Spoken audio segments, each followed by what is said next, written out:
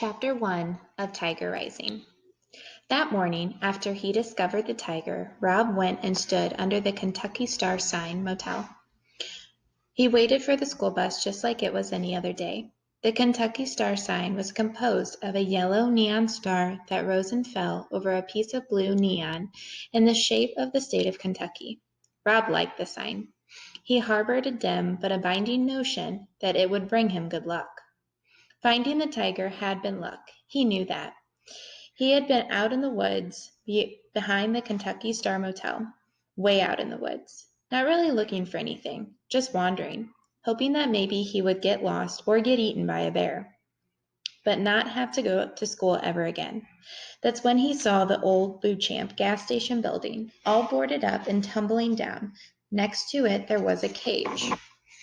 And inside the cage, unbelievably, there was a tiger. A real life, a very large tiger, pacing back and forth. He was orange and gold and so bright.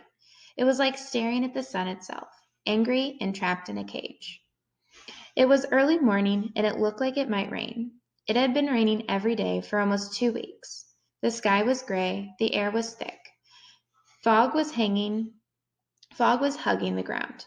To Rob, it seemed as if the tiger was some magic trick, rising out of the mist. He was so astounded at his discovery, so amazed that he stood and stared, but only for a minute. He was afraid to look at the tiger for too long, afraid the tiger would disappear. He stared, and then he turned, and he ran back into the woods, toward the Kentucky Star. The whole way home, while his brain doubted what he had seen, his heart beat out the truth to him. Tiger, tiger, tiger. That was what Rob thought about as he stood beneath the Kentucky Star sign and waited for the bus. The tiger. He did not think about the rash on his legs, the itchy red blisters that snaked their way into his shoes. His father said that it would be less likely to itch if he didn't think about it.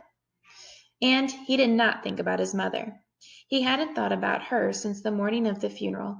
The morning he couldn't stop crying, the great heaving sobs that made his chest and stomach hurt.